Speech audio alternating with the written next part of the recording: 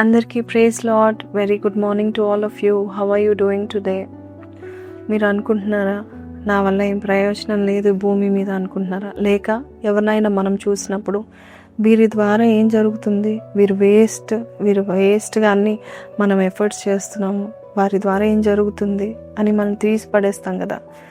దేవుడు ఈరోజు మనకిచ్చే వాగ్దానము 16 సామెతలు గ్రంథము 16:4 యెహోవా ప్రతి వస్తువును దాని పని నిమిత్తము కలుగజేసెను అనే మాట మనం చూస్తున్నాం. ప్రతి వస్తువు, ఈ భూమి మీద మన కంటికి కనబడే ప్రతి వస్తువు ఉపయోగంగా ఉంటుందని దేవుని యొక్క వాక్యం సెలవిస్తుంది.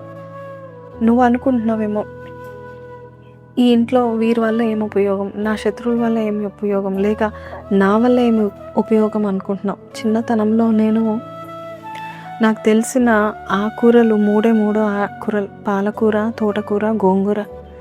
ఆ తర్వాత ఇంకా ఆకుకూరలు లేవేమో అనుకున్నాను. ఇంకా తర్వాత పెద్దగా అవుతున్న కొలది ఎన్ని రకాల ఆకుకూరలు, గంగవాయల కూర, అలాగే మనము తింటున్న మెంతి కూర, మరి కొత్తిమీర, పుదీనా, కరివేపాకు, ఇంకా ఆకుకూరల గురించి చెప్పాలంటే చాలా తెలిసి బచ్చల కూర అని. ఇవన్నీ విన్నప్పుడు ఇవన్నీ దేనికి పనికొస్తాయని మా తల్లిని అడిగేదాన్ని. మమ్మీ, గంగవాయల కూర దేనికి పనికొస్తుంది మమ్మీ చెప్పారు, అది చాలా మంచిది నాన్న చలవ. అలాగే మెంతి కూర మంచిది నాన్న, మన జుట్టుకి కళ్ళకు మంచిది. పాలకూర చాలా B12 ఉంటుంది. సో అలాగా ఒక్కొక్క కూరకి, ఒక్కొక్క ఆకుకి కూడా అంత శ్రేష్టమైన ఔషధ గుణాలు ఉన్నాయా? ఒకసారి నేను ఒక వీడియో చూశాను. మన తెలుగు వాళ్ళే రోడ్డు మీద ఒక చెట్టును చూశారు. ఈ చెట్టు రోడ్డు మీద ఊరికే పెరుగుతుందని అనుకోకండి, దీనివల్ల ఎన్ని ఔషధ గుణాలు ఉన్నాయో తెలుసా అని ఒక వీడియో చేస్తే ఆశ్చర్యపడిపోయాం. మన కళ్ళకి అది చాలా తీసి పడేస్తాం, తొక్కేస్తాం. మనము అనుకుంటాం దేనివల్ల ఉపయోగం లేదు, దీనివల్ల ఉపయోగం లేదు, ఈ కంప చెట్ల వల్ల ఉపయోగం లేదు అని మనం అనుకుంటాం. కానీ ఎన్ని ఔషధ గుణాలు ఉంటాయి తెలుసా?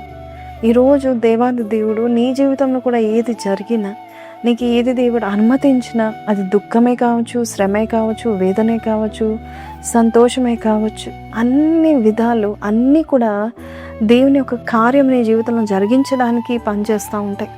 ఎలాగ కూర మొక్కలేంటి, ఈ భూమి మీద కనబడే ప్రతిదీ ఏంటి, ఎలాగ ఉపయోగపడతాయో మనకి కంటికి కనబడకుండా కొన్ని మన జీవితాల్లో సిచ్యువేషన్స్, ఎందుకు నాకు ఈ డిలే, అది నీకు ఏదో విధంగా ఉపయోగపడుతుంది.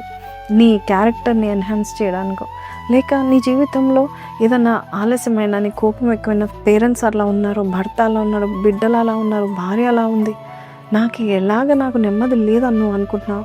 దేవుడు దాన్ని కూడా, కీడును కూడా మేలుగా మార్చే దేవుడు మన మధ్యలో ఉన్నాడు. కాబట్టి ఈరోజు దేనికి పనికి రాదు అని నువ్వు ఏదైతే తీసి పడేస్తున్నావు, దాని ద్వారా చాలా వాల్యూ ఉంటుందని జ్ఞాపకం చేసుకుంది. ఎందుకంటే దేవుడు చేసి ఉన్నాడు, ప్రతిదీ స్థిరపరిచి ఉన్నాడు. యెషయా 45:18 కూడా మనం చూస్తున్నాం. కాబట్టి అన్ని విషయాలను బట్టి దేవుని స్తుతిస్తాం. కీడును బట్టి, మేలును బట్టి, సంతోషాన్ని బట్టి, దుఃఖమును బట్టి, సంతోషాన్ని బట్టి, దుఃఖాన్ని బట్టి, అలాగే నిందలు, అపనిందలు బట్టి దేవుని స్తుతిస్తాం. దేవుడు నీ జీవితాన్ని ప్రతిదీ దేవుడు అనుకూలపరచునుగాక. ప్రార్థన. పరిశుద్ధ మహోన్నతుడవు తండ్రి నాయన, ఈ ఉదయకాలం మాతో మాట్లాడిన విధానం బట్టి నీకు వందనాలు. ఇదెందుకు దయచేసావు, ఇదెందుకు కలుగజేసావు, నా జీవితంలో ఇదెందుకు జరిగింది అని అనుకునే వారికి ప్రతిదీ నువ్వు అనుకూలపరుస్తావు, ప్రతిదీ నువ్వు వాడుకుంటావు. మేము బాగుపడడానికి, మేము సక్సెస్ఫుల్ అవ్వడానికి వేదన కూడా వాడుకుంటావు, ఒంటరితనం కూడా వాడుకుంటావు. అలాగే ఈ లోకంలో అన్నీ కూడా నాయన ఏదో ఒక పని నిమిత్తం నువ్వు ఎలాగ వాడుకుంటావు, నన్ను కూడా వాడుకో అని ఎవరైతే ప్రార్థన చేస్తున్నారో వారికి ఒక లైఫ్ని, వారికి ఒక పర్పస్ని దయచేయమని అడుగుచున్నాము నాయన. ఈ రోజుల్లో నాయన ప్రభ, మా జీవితం ఏంటి అనేది అయోమయంగా ఉన్న వారి జీవితంలో నాయన నీవే వారికి తోడుగా ఉండి నీవు వారి పట్ల ఉన్న ప్రణాళికలు నెరవేర్చమని యేసు పరిశుద్ధ నామములో అడిగి పెట్టుకుంటున్నాం తండ్రి. ఆమె. అందరికీ ప్రైజ్ లార్డ్. విన్నాం కదండి, చాలాసార్లు మనం అనుకుంటాం నా వల్ల ఏం ప్రయోజనం లేదు, but you have a great purpose in this world. కాబట్టి ఆశావాషిగా జీవించకండి, క్యాజువల్గా ఉండకండి. You have a plan from God. God bless you. Have a blessed day. See you tomorrow. Praise the lord.